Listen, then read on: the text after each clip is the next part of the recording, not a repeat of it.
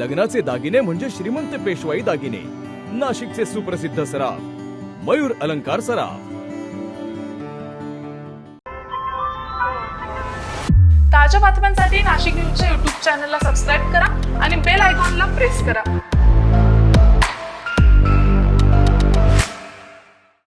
नाशिक जिल्ह्यातील त्र्यंबकेश्वर येथील पवित्र कुशावर्त तीर्थावर आज कुंभमेळ्याच्या पार्श्वभूमीवर भव्य ध्वजस्तंभ शिलान्यास सोहळा पार पडलाय.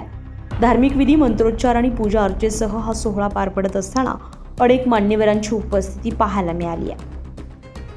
तर आगामी कुंभमेळ्याच्या दृष्टीनं हा उपक्रम अत्यंत महत्त्वाचा मानला जात असून धार्मिक आणि सांस्कृतिक ओळख अधिक बळकट करण्याचा यामागचा उद्देश असल्याचं सांगितलं जात आहे. याच कार्यक्रमाला उपस्थित असलेले कुंभमेळा मंत्री गिरीश महाजन यांनी माध्यमांशी संवाद साधताना कुंभ तयारीबाबत मोठे दावे केले आहेत. कामाला म्हणजे कुठे गती नाही. मला सांगा ना, तुम्ही जोडदार सगळे खड्डे खोदतायत, सगळं खोदून टाकलंय, कामं सुरू आहेत. मी सांगितलं की 4 महिने गैरसोय होईल. मी त्याबद्दल दिलगिरी व्यक्त केलेली आहे. कारण आता आपल्याला पुढच्या 25 ते 40 वर्षासाठी इन्फ्रास्ट्रक्चर उभं करायचं आहे. सिमेंटचे रस्ते उभे करायचे आहेत, ते 2 पदरीचे 4 पदरी 6 पदरी करायचे आहेत, केबल टाकायचे आहेत, अंडरग्राऊंड ड्रेनेज करायचं आहे.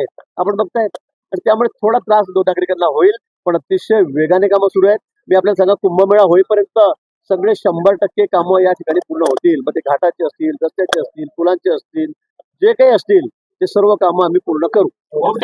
मला वाटतं की आता समोर काँग्रेस आहे. काँग्रेसची काय दयनीय अवस्था झाली आपण बघतात. कुठे दिसत नाही काँग्रेसचं नेतृत्व सगळं हरपलेलं आहे. कोणी प्रचार करत नाही, नेते काँग्रेसचे कोणी कुठे जात नाही, कार्यकर्त्यांना विचारत नाही, सगळ्यांना वाऱ्यावर सोडलेलं आहे त्यांनी सगळ्यांना. त्यामुळे लोकांचा विश्वास नाही, कार्यकर्त्यांचा विश्वास सुद्धा आता काँग्रेसवर राहिलेला नाही, त्यांच्या नेतृत्वावर राहिलेला नाही. आणि म्हणून 2029 मध्ये आम्ही नुसतं त्यांच्यावर विश्वास निवडत नाही, पण आम्ही कामाच्या भरोशावर. तर यावेळी त्यांनी केवळ कुंभच नव्हे तर राष्ट्रीय राजकारणावरही भाष्य केलंय. पश्चिम बंगालमध्ये जनतेने हुकुमशाहीला नकार देत विकासाचा मार्ग निवडल्याचा दावा त्यांनी केलाय. लोकांचा विश्वास आता मोदींवर आहे. लोकांना भुलवण्याचे दिवस संपले, असं ते यावेळी म्हणाले. तामिळनाडूत भाजपने चांगली कामगिरी केल्याचं सांगत 2029 मध्ये काँग्रेसची अवस्था अत्यंत दयनीय असेल अशी टीकाही त्यांनी केली आहे. दरम्यान सुनेत्रा पवार मोठ्या मताधिक्याने विजयी होतील असा विश्वास व्यक्त करत विरोधकांवरही त्यांनी निशाणा साधलाय. त्यात काही आश्चर्य नाहीये. सुमित्राताई तर आमच्या रेकॉर्डच करणार होत्या, आणि मला असं वाटतं की खूप मोठं बहुमत त्यांना या ठिकाणी मिळणार आहे. ते जिंकलेल्याच आहेत, त्याच्यामध्ये काही सांगण्याची गरज नाही. पण मोठ्या मताधिक्याने म्हणजे लाखात त्यांनी यावं असं आमच्या सगळ्यांचा प्रयत्न होता. आता मला नेमका आकडा माहित नाही, खूप लोक आलो, पण निश्चित त्याही रेकॉर्ड करतील.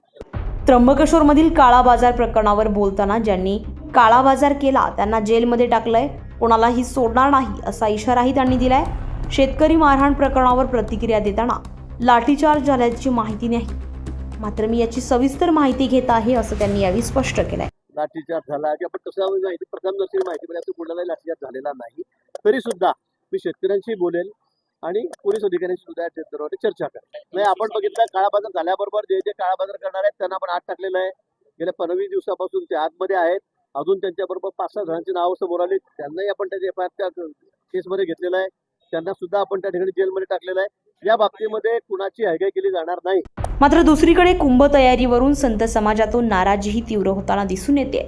शंकरानंद सरस्वती महाराज यांनी प्रशासनाच्या कामकाजावर थेट आणि गंभीर प्रश्न उपस्थित केलेत.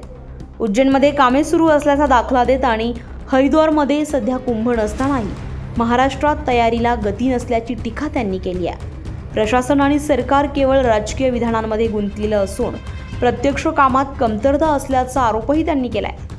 कुठेतरी त्रास होतो हे सुद्धा मान्यच आहे. मागचा जो कुंभ यांनी कामाला स्पीड घेण्याची गरज आहे, आणि कुंभमेळा प्रशासन पूर्णपणे सुस्त. यांनी फक्त अधिकाऱ्यांच्या बदल्या करणे, हे करणे, याच्या पलीकडे काही उद्योगच नाहीये. मंत्री सुद्धा आहे, आता गिरीश महाजन आहे, तोंडावर इतके गोड गोड बोलतात, नंतर दूरध्वनीने संपर्क करा तुम्हाला ते भेटणारच नाही, अशी यांची परिस्थिती आहे. पण यांच्याकडे खरं बोलणार कोण? पण मागचा कुंभमेळा झाला, किती वर्ष आधीपासून कामांना सुरुवात झाली होती? मागच्या वेळेला असंच केलं. मागच्या कुंभाला मुख्यमंत्री समापनाला बोलले होते, हे तत्कालीन मुख्यमंत्री होते, की कुंभमेळा ही इतकी मोठी प्रक्रिया आहे, याची समापनच्या दिवशी येणाऱ्या 12 वर्षाची सुरुवात केली पाहिजे. मग ते मुख्यमंत्री आता आज कोण आहे? तेच आहे, त्यांना आठवत नाही का काही राजकीय स्टेटमेंट करत असतात नुसते, या थोड्या शंका आहे. उज्जैनचं आपल्यानंतर होणार तर तिथे कामं चालू तिथे कामं सुरू आहे, जिथे नाहीये, हरिद्वारला कुंभ नाहीये, तिथलं सरकार म्हणतं कुंभ करा. अहो, हा कुंभ हा अधिकाऱ्यांचा पुढाऱ्यांचाच कुंभ आहे, जनतेसाठी काही नाहीये. एकीकडे कुंभ अधिक भव्य आणि हरित करण्याचे सरकारचे दावे, तर दुसरीकडे संत समाजाकडून प्रशासनावर होत असलेली तिखट टीका, या दोन टोकांच्या भूमिकांमुळे कुंभ तयारीवर प्रश्नचिन्ह निर्माण झालंय. आता प्रत्यक्षात कामांना किती वेग मिळतोय आणि भाविकांसाठी किती सुविधा उभ्या राहत आहेत हेच येत्या काळात स्पष्ट होणार आहे. Bureau report, Nashik news, Nashik. ताज्या बातम्यांसाठी नाशिक न्यूजच्या यूट्यूब चॅनलला सबस्क्राईब करा आणि बेल आयकॉनला प्रेस करा.